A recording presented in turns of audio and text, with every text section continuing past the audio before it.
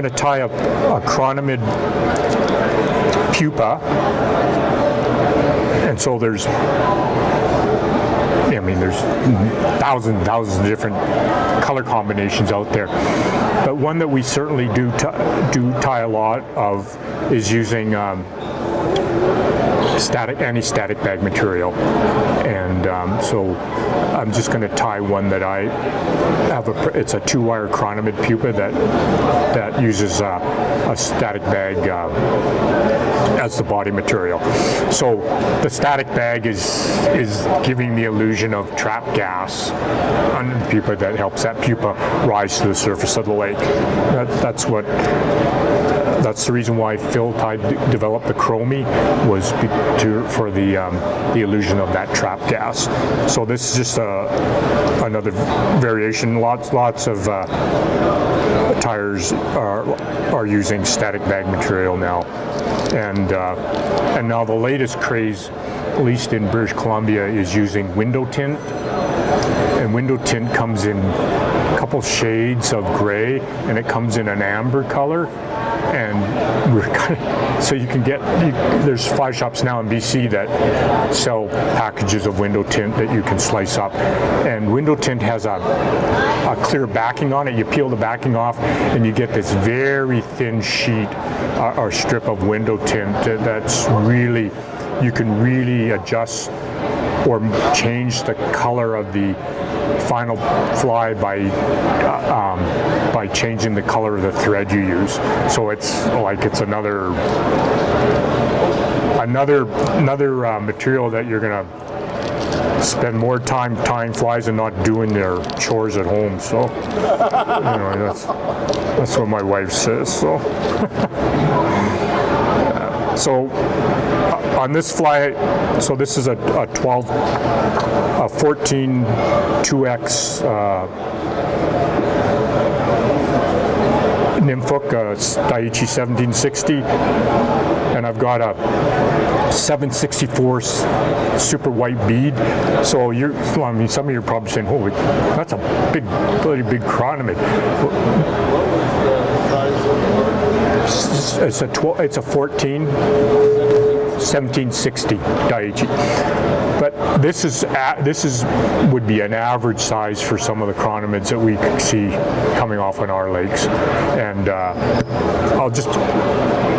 think I got a bomber in here. I'll just gonna put one in the vise here that you guys are gonna think I'm from Mars, but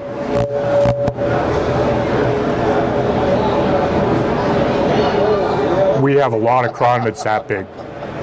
That's tied on an 8-2X, and we call them bombers. They're so big, they look like airplanes when they're taking off. But we have hatches that occur in the summer months on our lakes. That's the size we're using. I mean, they're monstrous, right? So, yeah, when they get on these guys, it's a lot of fun. It's a lot of fun.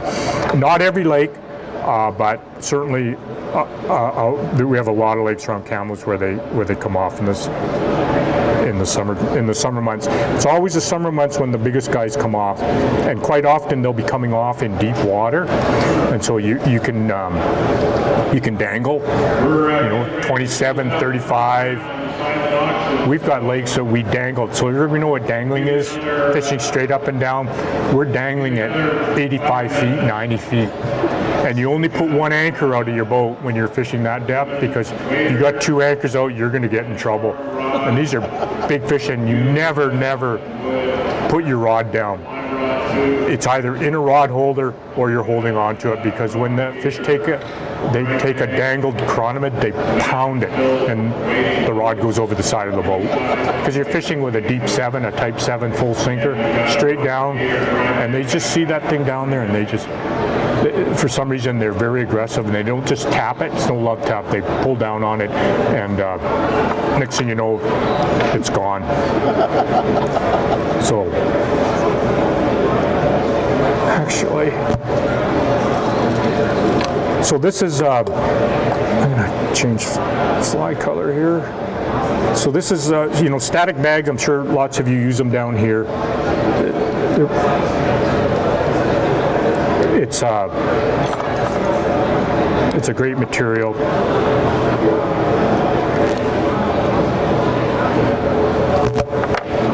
And I'm just switching to a rusty brown thread color.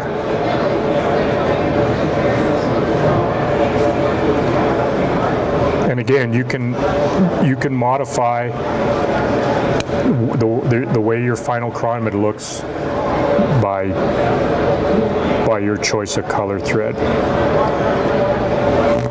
So why do we tie all these different colors, or how do we know what to tie? It's because we're constantly doing throat pumps when they're on the pupa, and it's not uncommon to be on a lake and have 3 to 5 different chironomid species coming off in the same day, and they'll change. They'll start on one size and then they'll switch back and forth, and so you could have 5 different sizes and colors of pupa coming off, and when those fish switch, you need to switch because they get very focused on what color and size they want to eat, and that's where a throat pump shines. Is being able to find out that chironomid emergence is changing down below. We may not be seeing the adults on the surface yet, but down below they're changing. The fish are changing on what's coming off. So I'm just using the thread now to build a bit of a taper to the fly. So we're going to rib this pattern with 2 colors of UTC wire. We're going to use the brown, it's called the copper brown in small, and then we're going to use black. So the 2 colors are going to be used. And you'll see the reason why we like to tie with 2 different wire colors is you'll often see that in the ribbing of a pupa, that there's a prominent color and then there's a less color beside it, and so we'll often try to get a closer imitation by selecting different wires. Or you could use colors of Flashabou. I mean, it's endless on the different ribbings you can use. So I just got my 2 pieces of wire together here, just lining them up.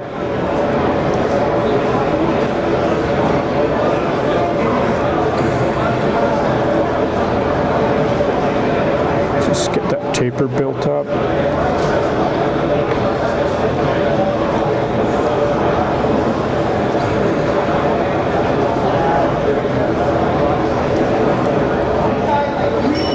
And then I'm going to take my static bag, my strip of static bag. So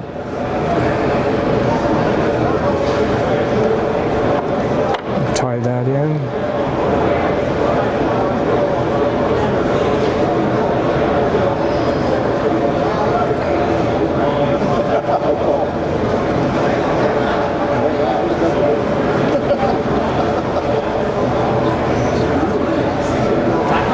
So the whole goal of this fly is to give it that illusion of trapped gas, right? And that's why. And the brown shows up a little bit through the static bag material.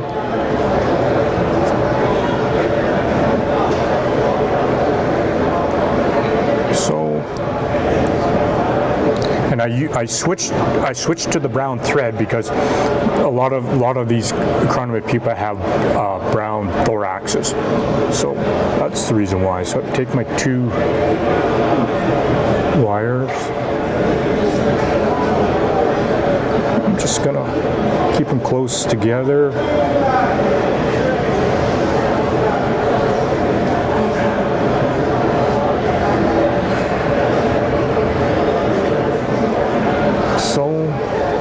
You want to try to get between 5 and 7 ribs on your pupa patterns. That's a good, closer to 7 is better.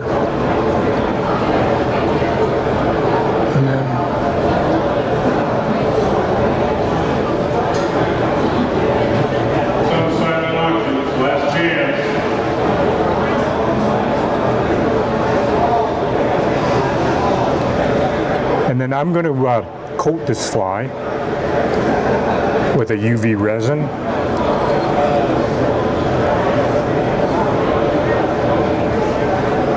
And you notice fly slipping. I've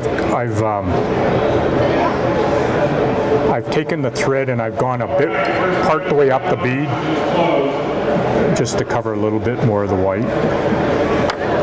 When you're fishing really clear lakes, sometimes using white beads it's too much flash, it's too bright, and so that's why we tie a lot of chironomids with brown magic beads or black beads or silver nickel beads, and you can either use a white antron for tough to imitate the gills, or you can use white nail polish and put a white dot on the bead, and that can be enough. But in crystal clear water, yeah, a big white bead can be too much. So we also always carry a black waterproof felt pen with me, so you can color that bead black as well. So I think I packed thought I did.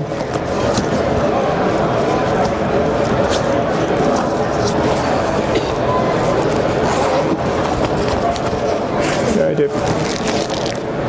So I like to use this Solaris material. So it's cured with a UV flashlight. So this is Solaris.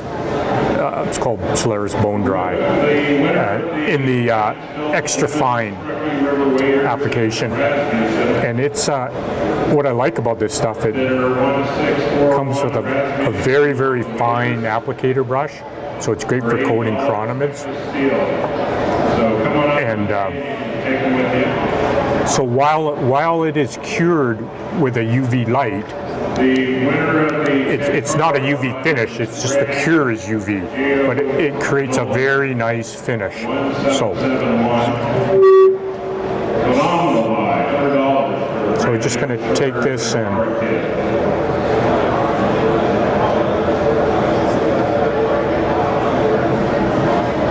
so this fly basically becomes bomb-proof. You're going to catch a lot of fish on this fly before it blows up, and you got to tie another one on. And again, it's just adding another level of sheen, the illusion of that trap gas. And then we're just going to take the UV light.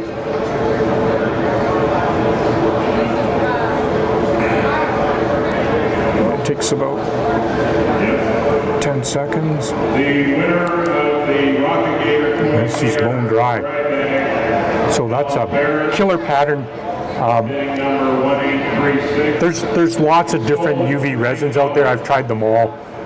This is the one that I've found. I've had some issues with some not quite drying, totally dry, and you end up having to coat them with, hard as hull or Sally Hansen's or something. But this stuff has been, I've been really happy with this stuff.